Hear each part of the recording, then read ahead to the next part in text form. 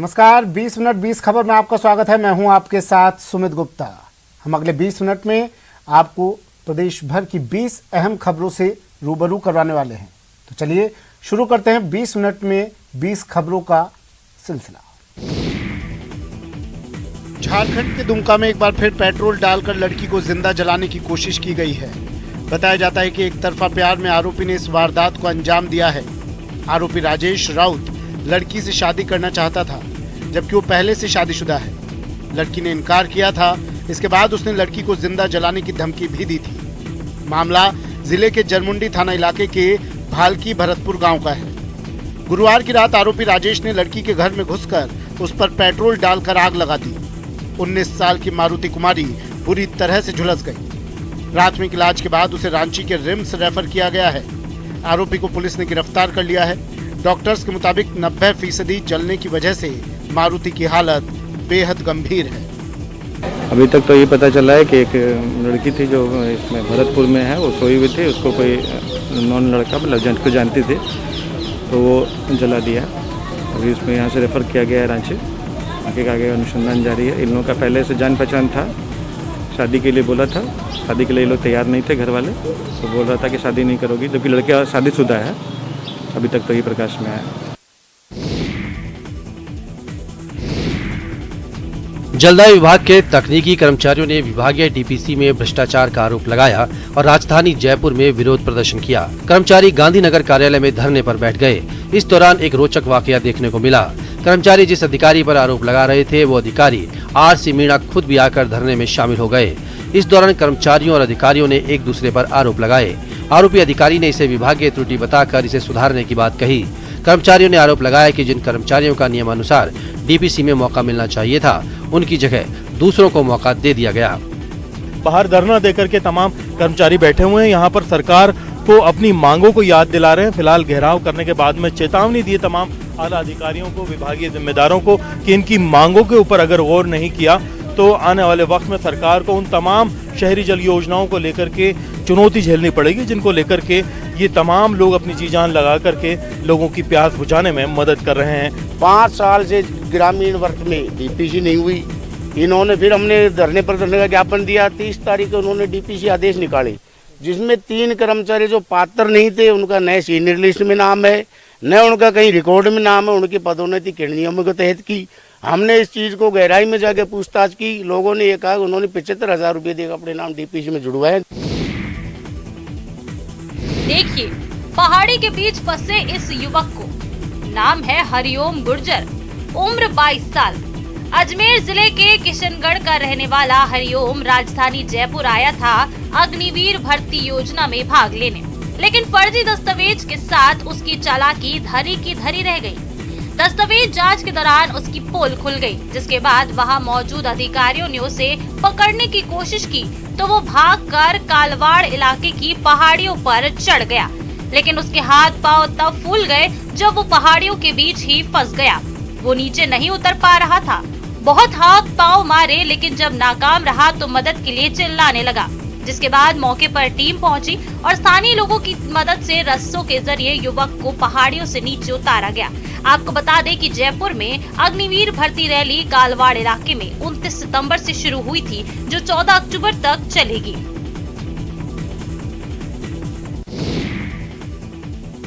पानी से अटखेलियां करती बाघिन, ये नजारा देखने वालों के लिए मानो मन मांगी मुराद पूरी हो गई है।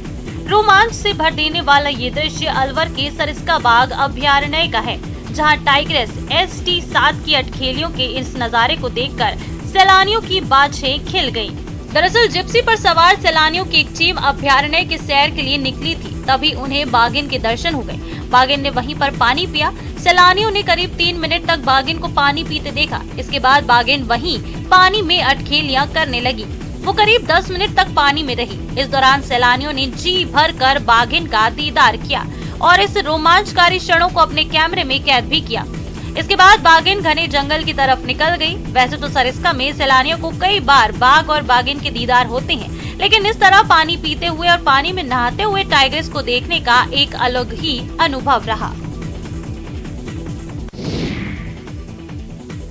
जगह जगह टूटी दीवारें, गंदगी से भरे पड़े शौचालय, बिना दरवाजे और खिड़कियों के रूम।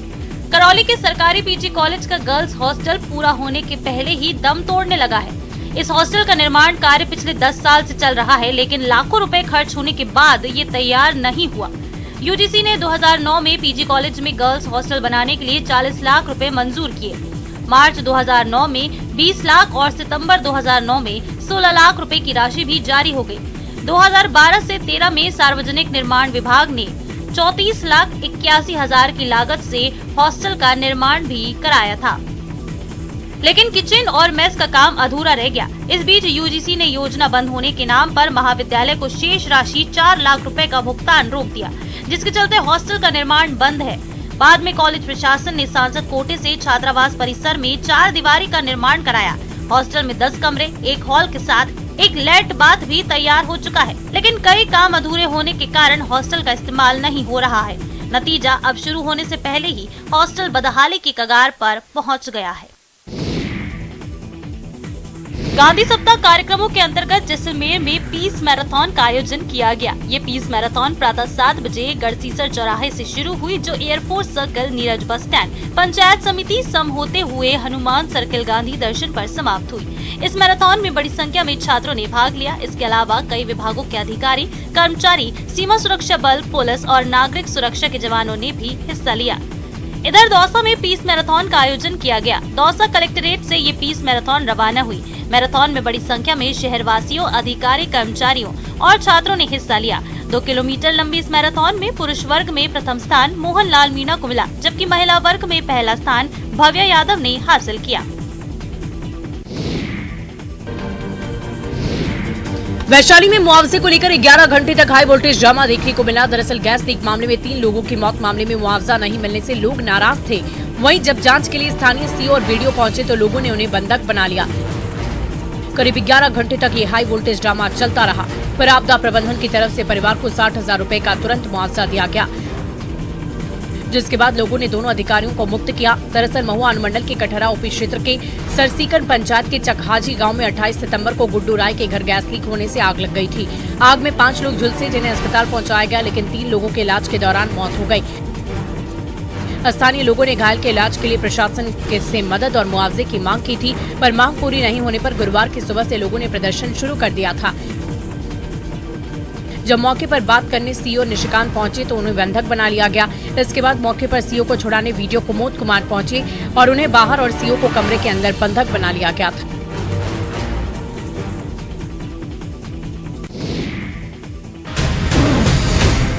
बगहा में आदमखोर बाघ की दहशत जारी है।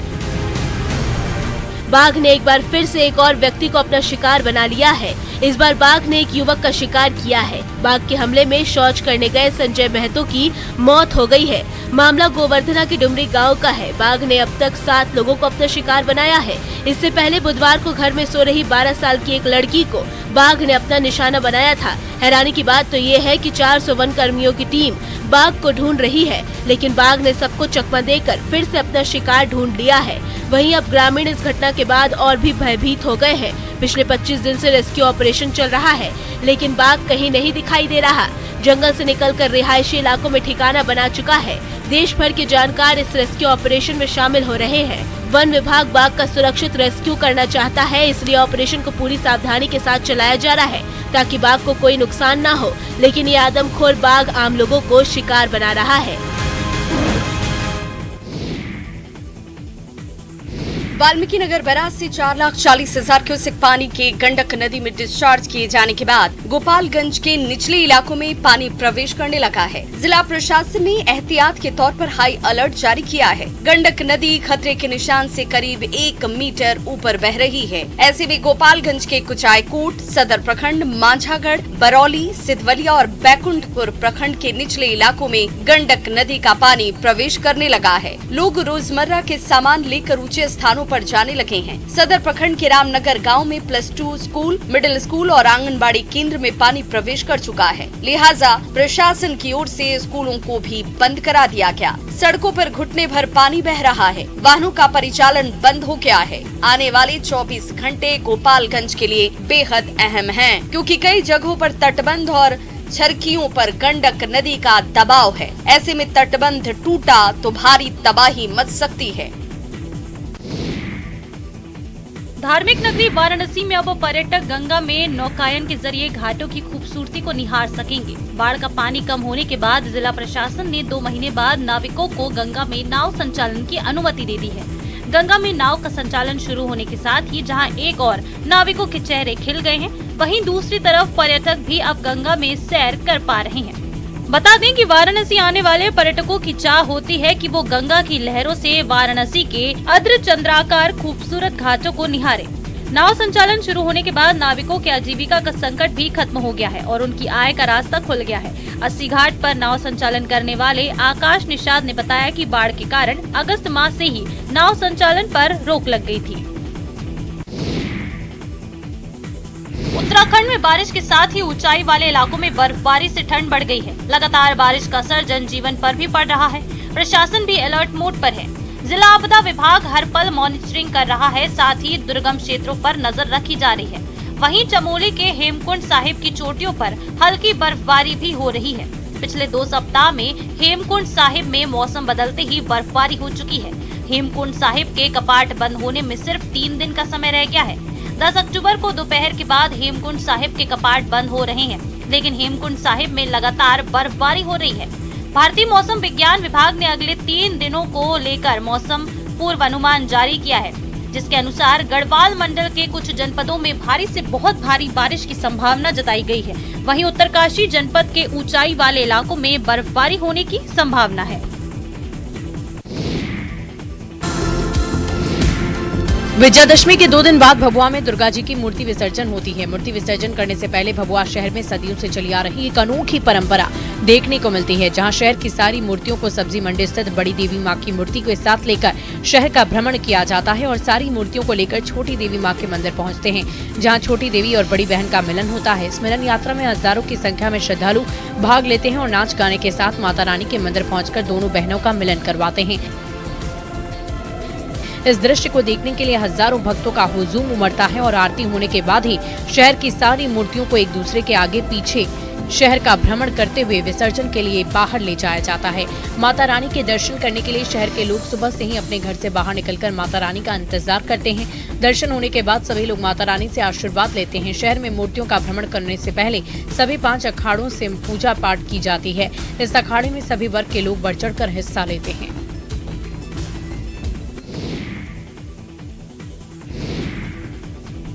आंध्र प्रदेश के तिरुमला में नवरात्र के दौरान धूमधाम से ब्रह्मोत्सव मनाया गया। ब्रह्मोत्सवम के 9 दिनों के समारोह के बाद बाघ सवारी उत्सव का आयोजन किया गया।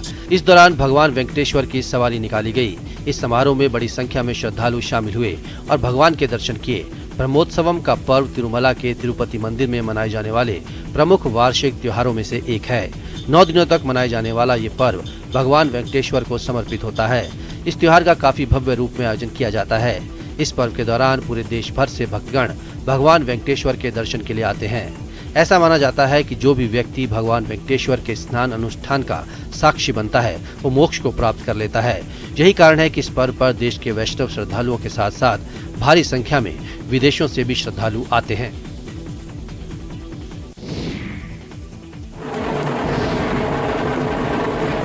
तस्वीरों में तलवार भांज रहा शख्स कोई और नहीं बल्कि देवास के सांसद महेंद्र सोलंकी हैं।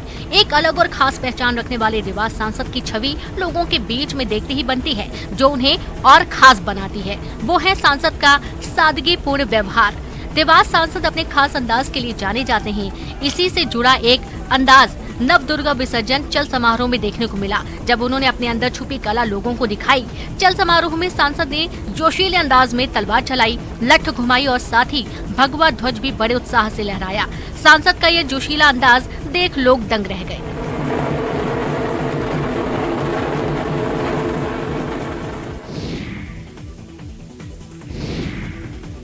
दशहरा संपन्न हो चुका है और अब लोग दीपावली की तैयारियों में जुटे हैं। बीकानेर में भी पटाखा कारोबारियों ने दिवाली को लेकर तैयारियां शुरू कर दी हैं। जिले में संचालित पटाखा की फैक्ट्रियों में भी बड़ी संख्या में फुलझड़ी तैयार करने का काम चल रहा है। बीकानेर की बनी फुलझड़ी की मांग अधिक होने के कारण कारीगर अभी से फुलझड़ी बनाने में जुटे हैं। ये फुलझड़ियां कई जिलों में सप्लाई की जाती हैं। एक समय तो ऐसा था जब सबसे ज्यादा अनार और फुलझड़ी का निर्माण बीकानेर से होता था। दिल्ली, गुजरात सहित देश के कई जगहों पर इनकी सप्लाई होती थी, लेकिन सरकार की नीतियों और वित्तीय संसाधनों की कमी के कारण अब शहर में लगी कई छोटी इकाइयां बंद तक हो गई हैं। जहां बीकानेर से कभी 50 लाख की फुलझड़ी सप्लाई होती थी, वो अब 25 लाख पर सिमट कर रह गई है। कोरोना के कारण 2 साल से पटाखों की बिक्री नहीं होने से व्यापारियों के पास पहले से भी स्टॉक है। ऐसे में इस बार दीपावली में अच्छी सप्लाई होने की उम्मीद है। इस बार हम ये उम्मीद करते हैं कि 2 साल के बाद में जैसे कि हर त्योहार में अच्छा रुझान देखने को मिला है, तो हमें भी ये पूर्ण विश्वास है कि पटाखों के बाजार को इस बार 2 साल का जो गैप रहा है वो इस बार व्यापारियों को राहत पहुंचाएगा। Under 17 FIFA world cup football में झारखंड की 6 बेटियों का चयन हुआ है। इसमें सिमडेगा की फुटबॉलर बेटी पूर्णिमा कुमारी भी है, जिसने फर्श से अर्श तक का सफर तय कर आज ये मुकाम हासिल किया है। बचपन में ही मां को खो चुकी पूर्णिमा को यहां तक पहुंचाने के लिए पूरे परिवार ने बहुत दर्द झेला है। भाई बहनों के पालन पोषण का जिम्मा उठाने वाली बड़ी बहन सनमत कुमारी ने शादी नहीं की। वहीं भाई रंजीत भी पलायन का शिकार होकर केरल में काम करने को मजबूर था, लेकिन जब गाँव लौटा तो चाउमीन बेचकर परिवार को चलाने में मदद करने लगा। पूर्णिमा के चयन पर फुटबॉल एसोसिएशन के अध्यक्ष ने भी खुशी जताई है और पूर्णिमा के परिवार को सुविधा देने की मांग की है। देखिए, ये घर, ये गलियां वही हैं जहां की माटी से खेलकर पूर्णिमा आज फीफा वर्ल्ड कप के लिए जा रही हैं। ये उस संघर्ष की तस्वीर है, उस त्याग की तस्वीर है जो पूर्णिमा को इस मुकाम तक पहुंचाने के लिए उसके परिवार ने तय की है। मूलभूत सुविधाओं से दूर गरीबी का दंश झेलते हुए भी ये परिवार आज खुश है कि बेटी पूर्णिमा सफलता की सीढ़ी चढ़ते हुए इस मुकाम पर जा रही है। नॉर्थ ईस्ट इलाके में मूक बधिर लोगों के लिए खुशी का सबब बनकर आया है इम्फाल का द वॉइस खोंजेल। दरअसल द वॉइस खोंजेल अपनी तरह का इस इलाके का पहला ऐसा रेस्टोरेंट है जिसका संचालन मूक बधिर लोग ही करते हैं। प्रदेश के समाज कल्याण मंत्री हेखम डिंगो सिंह इस रेस्टोरेंट का उद्घाटन किया। इस रेस्टोरेंट का कॉन्सेप्ट सामाजिक कार्यकर्ता और साइकिल चालक रोहन फिलेम के दिमाग में आया। रोहन का कहना है कि मूक बधिर समुदाय की दिक्कतों के ध्यान में आने के बाद उनके मन में ये रेस्टोरेंट खोलने का आइडिया आया।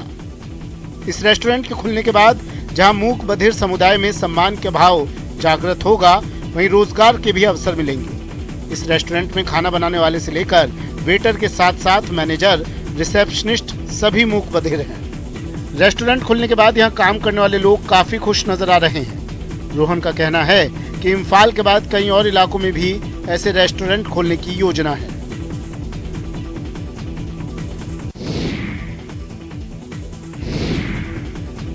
देश दुनिया में मशहूर आमिर महल की हाथी सवारी शुरू हो गई है। शारदीय नवरात्र के कारण आमिर महल में हाथी सफारी को बंद कर दिया गया था।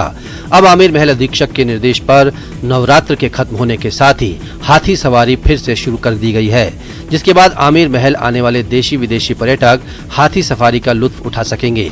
1 अक्टूबर से पर्यटन सीजन शुरू होने के बाद आमिर महल में पर्यटकों की संख्या में भी इजाफा देखा जा रहा है। रोजाना 7 से 8 हजार देशी विदेशी पर्यटक भ्रमण करने पहुंच रहे हैं। ऐसे में पर्यटक हाथी सफारी का लुत्फ तो उठाएंगे ही, साथ ही पर्यटन उद्योग में भी खुशी देखी जा रही है, क्योंकि पर्यटन उद्योग से जुड़े लोगों में रोजगार के संसाधन बढ़ेंगे। हाथी महावत भी ड्रेस कोड और हाथी पर रेड कलर के लवाजमे के साथ हाथी स्टैंड पर हाथी सफारी कराते देखे जा रहे हैं।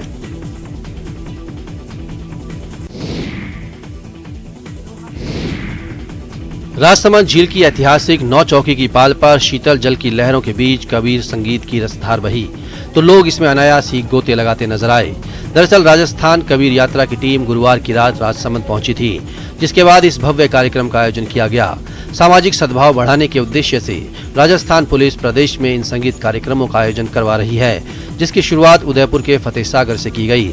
इस यात्रा में पूरे देश से कई प्रतिभागी और कलाकार शिरकत कर रहे हैं, जो अमन, चैन, भाईचारा और शांति का संदेश दे रहे हैं। तमिलनाडु, कर्नाटक, केरल, पश्चिम बंगाल, गुजरात और महाराष्ट्र में कई राज्यों के करीब 500 कलाकार इस यात्रा में शामिल हैं, जो कबीरदास जी के सिद्धांत और व्याख्यानों के जरिए भाईचारे का संदेश दे रहे हैं।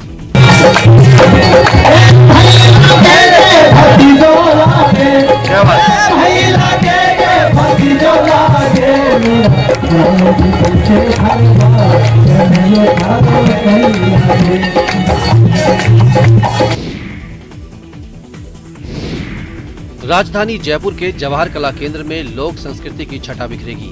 जी हां, 10 अक्टूबर से जवाहर कला केंद्र में 11 दिवसीय लोक रंग उत्सव होने जा रहा है, जिसमें देश भर के अलग अलग प्रांतों और राजस्थान के करीब 3000 से ज्यादा लोक कलाकार अपनी कला का जलवा बिखेरेंगे। लोक रंग की रजत जयंती पर इस बार आयोजन और भी भव्य होने वाला है। आजादी का अमृत महोत्सव जवाहर कला केंद्र कला एवं संस्कृति विभाग की ओर से आयोजित होने वाले लोक रंग उत्सव की तैयारियां इन दिनों केंद्र परिसर में जारी हैं। फेस्टिवल में उत्तर प्रदेश, मध्य प्रदेश, गुजरात, तमिलनाडु, असम, गोवा, बिहार, पंजाब, जम्मू कश्मीर, हिमाचल प्रदेश, हरियाणा, उत्तराखंड, झारखंड, केरल, छत्तीसगढ़, नागालैंड, आंध्र प्रदेश, ओडिशा, मणिपुर, महाराष्ट्र और राजस्थान की पारंपरिक लोक कलाओं का प्रदर्शन होगा। सांस्कृतिक कार्यक्रमों का आयोजन शाम 6:30 बजे से रात 9 बजे तक होगा। वहीं जेकेके के शिल्पग्राम में शहनाई, नगाड़ा, 3 ढोल, कठपुतली, नट, अलगोजा नृत्य, बहुरूपिया जादू कला, कालबेलिया और बम रसिया की प्रस्तुतियां भी देखने को मिलेंगी। जवाहर कला केंद्र द्वारा 10 से 20 अक्टूबर तक 25वें लोक रंग महोत्सव का शुभारंभ किया जा रहा है और इस महोत्सव में इस बार 25 से भी अधिक राज्य से 3000 से भी अधिक कलाकार और हस्तशिल्पी भाग लेंगे।